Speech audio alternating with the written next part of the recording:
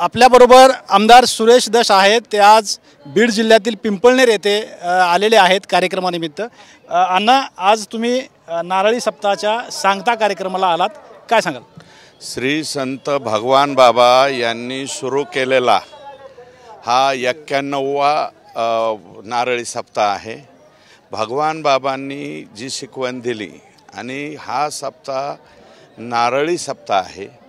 प्रत्येक वर्षी वेगवेगळ्या गावात वेगवेगळ्या तालुक्यामध्ये होतो आणि या वर्षीचा हा मान माझ्या मतदारसंघातील पिंपळनेरकरांना मिळालेला आहे। आणि इथं नामदेव शास्त्रींनी गेले 7 दिवसापासून हा उत्सव इथे चालू आहे आणि जी भगवान बाबांनी शिकवण दिली त्या शिकवणीप्रमाणे पुढे जाण्याचा प्रामाणिक प्रयत्न आम्ही सर्वजण या ठिकाणी करत असतो। तुम्ही पहा, लाखो लोक आत्ता 10:30 वाजलेत, अजून बाबा यायचेत, त्याच्या आधीच इथं लाखो लोक आलेले आहेत। म्हणजे बहुतेक समाप्तीपर्यंत इथं लाखाच्या वरती सुद्धा लोक जमतील। आणि मग हे आष्टी, पाटोदा, शिरूर, पाथर्डी आणि संभाजीनगर वेगवेगळ्या ठिकाणावरून इथे लोक येणार, संपूर्ण जिल्ह्यातले बी येणार आणि जिल्ह्याच्या बाहेरचे भगवान बाबांना मानणारे सगळे लोक या ठिकाणी येऊन दर्शन घेऊन पुढील 1 वर्षासाठीची वाटचाल सुरू करणार। माजी मंत्री धनंजय मुंडे सुद्धा थोड्या वेळात या ठिकाणी येतील ना, सर्वजण येणार।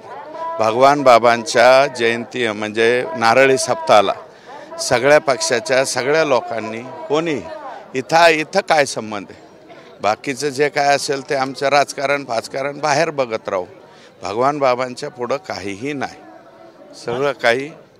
हां, आज म्हणजे धनंजय मुंडे आणि तुमचं युद्ध चालू होतं एक राजकीय, आणि आज तुम्ही पहिल्यांदा तुम्ही एका स्टेजवर तुम्ही अँकर लोकांना माझी विनंती आहे की राजकारण हे सगळे जोडे बाहेर।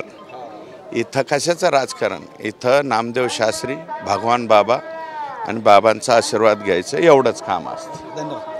एकंदरीतच आमदार सुरेश दस यांनी सांगितलं की या ठिकाणी आध्यात्मिक कार्यक्रम आहे आणि या ठिकाणी राजकीय कुठलंही काही होणार नाही, असं आमदार सुरेश दस यांनी सांगितलं। कॅमेरामॅन संतोष शिरसाटसह मी श्रीराम क्षीरसागर, TV9 मराठी, बीड, पिंपळनेर।